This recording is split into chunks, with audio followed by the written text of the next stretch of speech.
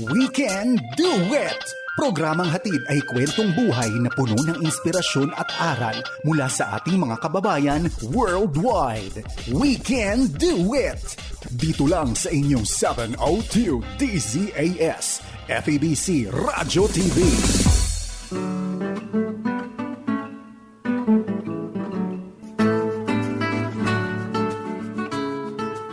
From Southern California, the Far East Broadcasting Company presents We Can Do It! Woo-hoo. Pagka first time kayo nakinig, ano ba yung We Can Do It? No. Ay, kakanta ba kayo diyan? Kamaya kakanta yung ating guest, ano po? Pero it is play with words. Yun ay pwedeng magdudueto. At isa pa, magagawa natin lahat ng bagay. We can do it pagkasama natin ng Panginoon. It's a weekly program. Na sabi nga ng aking Ate Maru, ang inyong pong host ay Maru Cepeda Javier at Kuya Dave. Ang ating tinatampok ay mga kwentong may kwenta. Original statement ng Ate Maru yan. Ha? At pinangako ko kay Ate Maru, simula sa dalawang programs natin na Agosto, bati ako ng bati sa mga kamag-anak eh. Pero baka isipin ninyo, ano ba suot yung shirt na yan? Gusto ko lang batiin ang mga, dito kasi noong nakaraan June, bahagi ng July, dito sa Estados Unidos, yung World Cup. Ano po? Siyempre, labanan ng mga teams yan. Si Ate Grace mo, binili ako ng Lionel Messi, si Argentina. Team ng Argentina. Wow. Kaya ang ganda. Kaya Naging champion ba sila? ngayon, alam niyo, pagdating sa World Cup, siyempre, daming naglalaban-laban yan.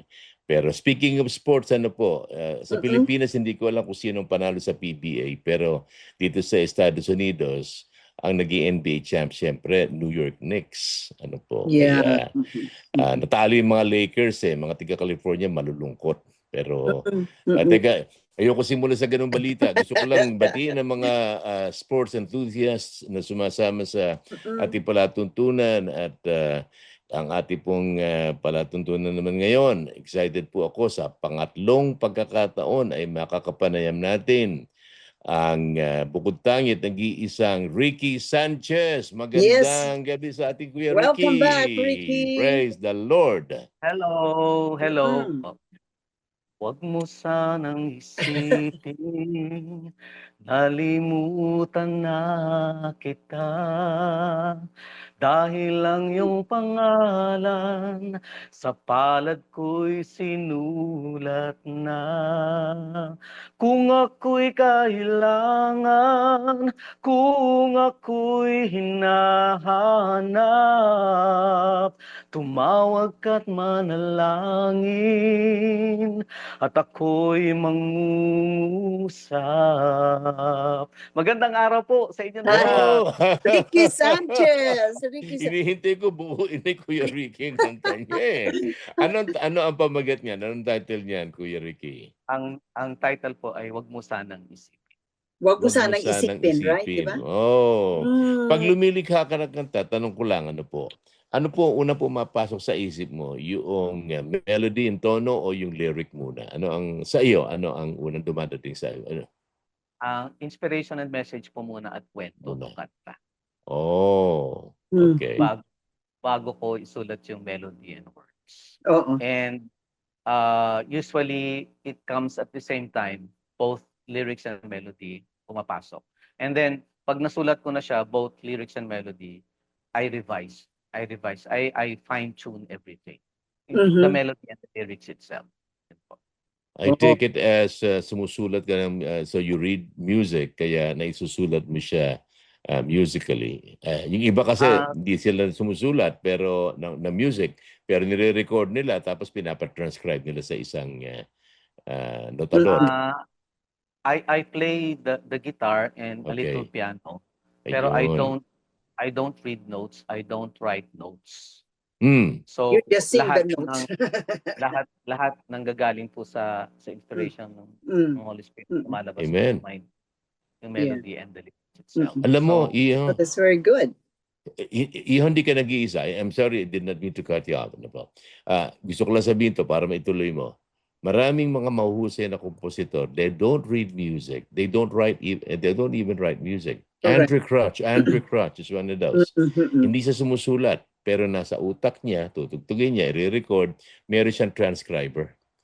Pero pag isinulat na, may arranger na ngayon yan, may interpreters na, pero hindi siya marunong pala sumulat. Oh. Doon ako believe. Kaya sa mga nanonood, narinig niyo naman ang Kuya Ricky ninyo. Yeah. Ano po, sinusulat niya, nasa utak muna niya, at hindi niya sinusulat kasi marami mga singers naman talaga hindi bumabasa ng ng nota at hindi sumusulat. Isa na dyan si Stevie Wonder. Hindi bumabasa ng nota yan. Ay, hindi naman kakakita yun eh. Tsaka si Jose Feliciano, hindi bumabasa ng nota yan. Pero going back to Kuya Ricky, hindi kumukorny yung mga jokes ko.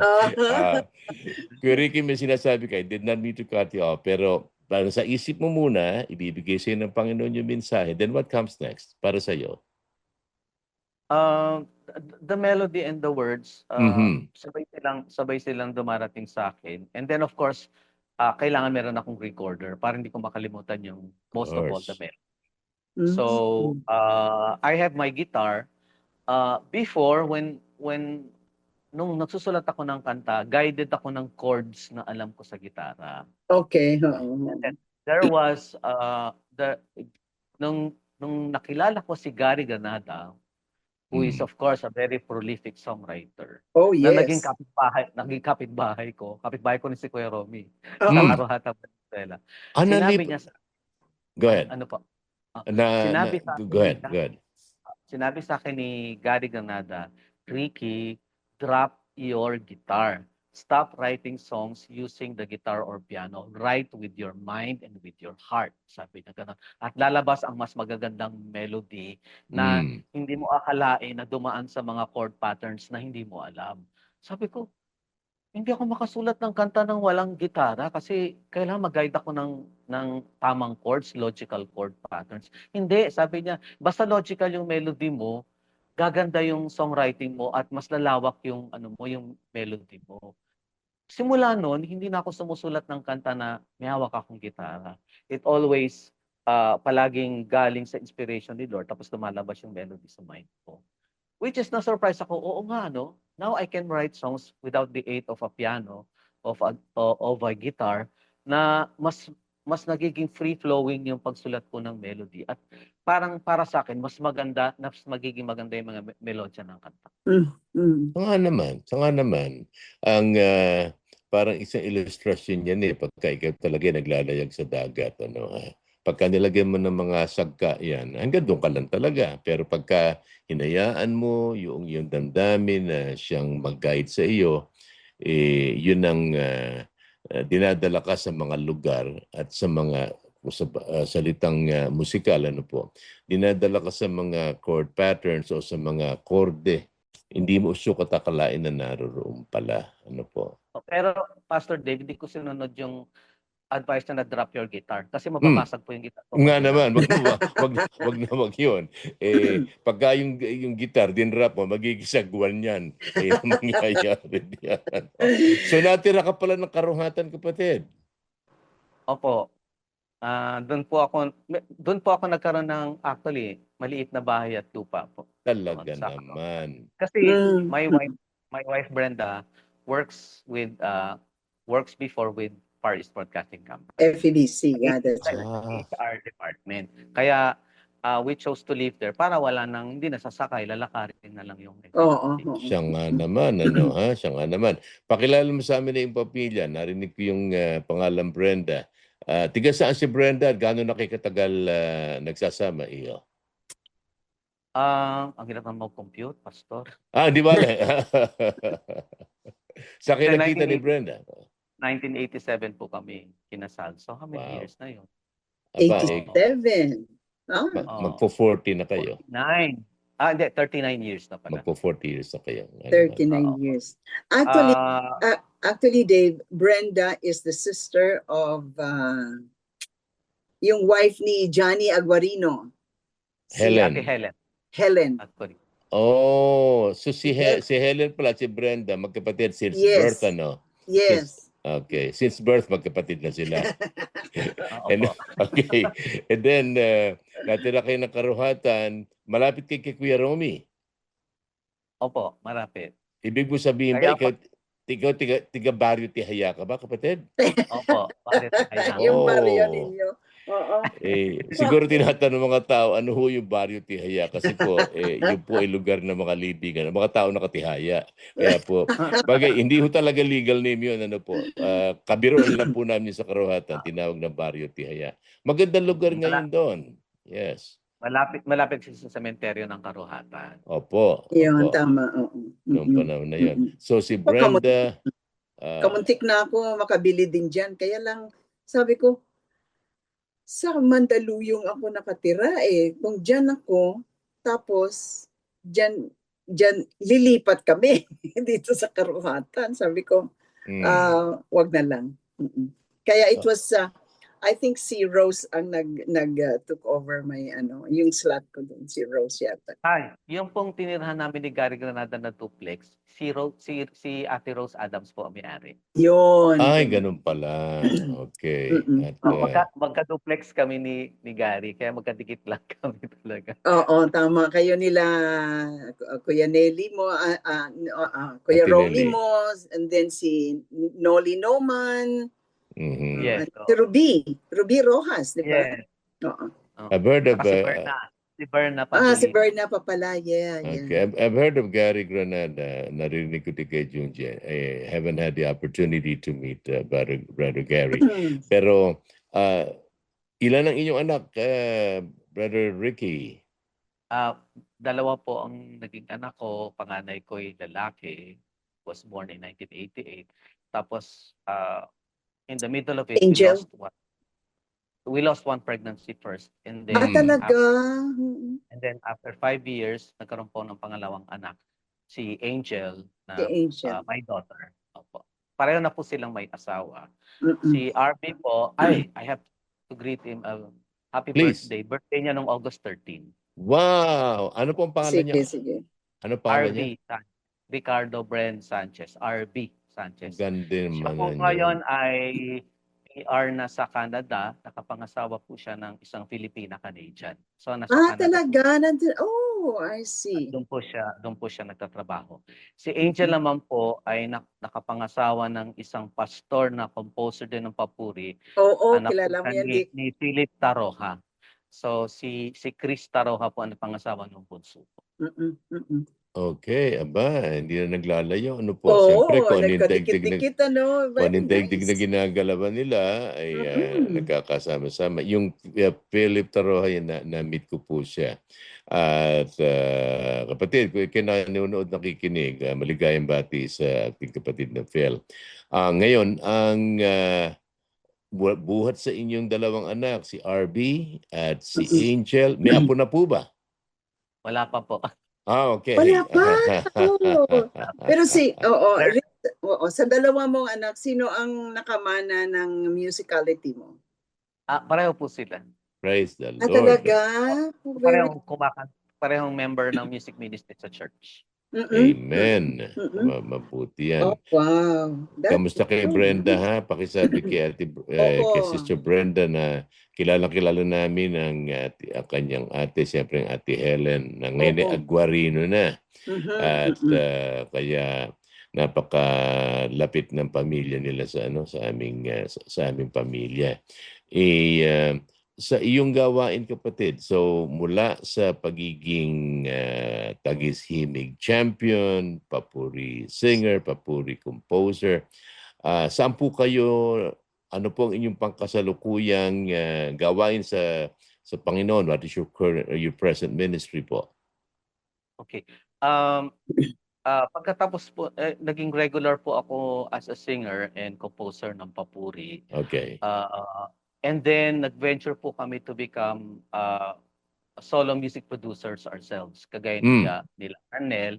So, parang sabi namin, yearly lang naman yung papuri. So, paano yung mga kanta namin na nagagawa namin? So, we established our own music production. Ako, nagtinayo ko po yung Messiah Productions. I produce my own albums and songs. I get other singers to interpret my song and then produce it into an album and then make it available sa mga Philippine Christian bookstores.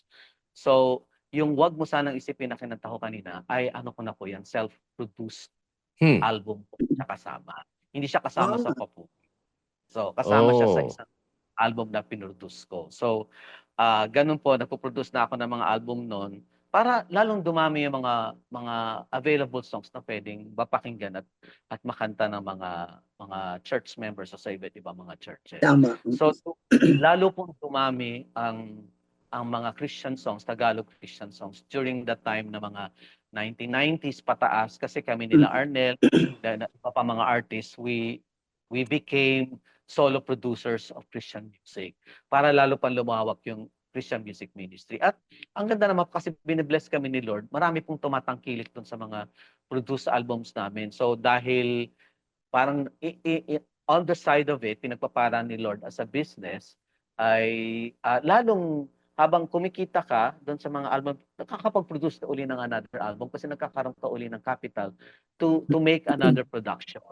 So dumami po ng dumami yung mga produced albums ko at outside of Papuri. Pero hindi po ako huminto sa Papuri. So masali pa rin po ako sa Papuri Festival, kumakanta pa rin ako sa Papuri Festival. And on the side, I'm doing my own Messiah Productions, producing new songs for the Lord. Galing naman I see. nun. Galing naman nun. And then, Ang paano maga- go ahead, Ate Maru. ang maganda kasi sa Papuri, nag-branch out siya from the Papuri itself. May pamaskong Papuri, may pambatang Papuri, may pamaskong Papuri. So marami na ang mga composers, mga singers natin naging available na for broadcasting. We're talking about music. I'm just amazed how the Lord would multiply the 8 notes, do, re, mi, fa, sol, la, ti, do. How many songs have been composed from that 8 notes na binigay sa atin ng Panginoon? Kung isipin mo, ano yun, do, re, mi, fa, sol, la, ti, do. Kaya nga Oo. nasulat yung do, a deer, a ti. And, those are the notes that is being played for, di ba? Siyempre. O may sharp, may flat, may ganon, pero from that thinking na how the Lord would make the world into a beautiful place to live in with music on it. Ang At musika ito, naman, yeah. music naman talaga galing sa Panginoon yan eh. Tama. Kaya lang ginagamit lang ng kaaway para gumawa ng kanyang Correct, sariling iba naman. produkto. Pero salamat sa Diyos na meron tayong pang-counter dyan. Ang Correct. Messiah, ano pa talagang pangalan ng ministry mo na Messiah? What's the next word? Messiah Productions. Messiah. Ayun. Pati pangalan na Very pangalan good, pa lang very good. tungkol sa It's a good Panginoon name. na eh. Mhm. That is an excellent name. And then, Yes. paano po ma-access ng mga Christians yan at ng mga ibig na, mga ano po ba to, mga recording o mga songbooks, ano po mga produkto niya? Pastor Dave, before cassette and then naging CD, tapos nag-video okay pa ako. Pero at this time kasi wala na pong mga physical wala nang cassettes, wala nang CD, CD. lahat ay na digital platform na. So meron akong sariling YouTube channel. Doon ko na ina-upload yung mga music ko, songs ko, kay luma o bago sinulat ko, doon ko siya ina-upload. Most of the time ini-include ko na rin yung -1 or accompaniment. So if they want to sing it, they can download the accompaniment and Correct. sing it in the church. Oo. Hindi sila tumugtog. Medyo So technical. ang aking pong YouTube channel ay search na lang sa YouTube, Ricky space Sanchez with the letter Z sa dulo space songs. Yon, Ricky Sanchez Songs. Lalabas na po yung YouTube channel ko, then you can go in and subscribe and listen sa mga songs. Marami na siguro more than 100 na po yung na-upload ko doon na vocals and -1 po na mga songs. Meron sa ako sila itanong eh. Alam ko, tenor ka, mataas yung iyong boses. Napunak ko kaagad. One thing that caught my attention, yung range mo, ano po. Yung mga -1 niya, hindi ko alam ito, ano po, pagdating sa technology. Siyempre, pag in-access ng mga tao yan. Once again, Ricky space Sanchez space songs. Po, tandaan niyo mga kapatid, Ricky space Sanchez space songs. Pag in-access nila yung accompaniment, yan ba yung accompaniment ng bang yan ay pwedeng ibaba at itaas o iisa lang ang key niyan? Okay. Kung ano yung po yung key ko, kung ano yung -1 ko original, yun din po yung ina-upload ko. At Okay. hindi lang naman po ako ang singers. May mga kumanta rin po ng mga babae. Si Terry Javier, si Cindy Lacanila, may mga songs din po ako. Si Trisha Ampere Jimenez, may mga songs po ako kasama din po yung Minus One, so para sa mga female. Ngayon naman po, Okay. pag dinownload niyo yung Minus One, marami na pong AI music app online na you Mhm. can change the pitch, you can lower it if it is too high for you, or you can, kung babae naman ay alto, kung gusto mong itaas, pwede mo Itaas. i-change yung key na mas mataas. Maganda na po, mahusay po ang mga tools po sa internet ngayon. It can Mhm. change the pitch without affecting so much of the quality of the music. Ayun, kaya Mm. wala na kayong excuse mga kapatid, mga manonood, tagapakinig. Yeah. At basta ina-access niyo yan at may nagusto kayong kanta ng kapatid na Ricky, kunin niyo yung i-extract niyo yung accompanimento, paraanin niyo sa isang app at may tataas, may bababa ninyo. Kaya wala na kayong excuse na, teka, masyado mataas.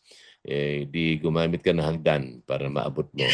Kaya marami ka magagawang uh, marami ka magagawang paraan. Ano po. Mm-mm. At ngayon pala, go ahead, Kuya Ricky. You're about ready to say Pag something. tinanong nila, kasi baka merong mga hindi masyadong techie, you just go to Google and then type mo sa search na application to change pitch of a song. Tapos Baka lalabas na po naman. yung mga available na mga internet na apps or whatever na nagbibigay ng libreng service to change the pitch or the key of your song. Kailangan lang ready na yung music mo in WAV or MP3 format, kasi i-upload mo yon, tapos sasabihin mo, uutusan mo sila, i-request mo na ibaba mo ng 1 semitone or 2 semitones or 3 semitones. Maganda yon para dati, no? Ewan ko lang kung inabot mo yun, Kuya Ricky, noong panahon namin ni Ate Maru. Mabigbili mo cassette, halimbawa, balikan natin kay Christine Wilson, Jesus is My Music. Ang nag-produce niyan, dalawa ang bibigay sa'yo, bibilin mo. Isang Oo. low voice at Yeah. isang regular. Tama. Kaya sorry ka kung yung dalawang yun hindi uukma sa iyo, Tama.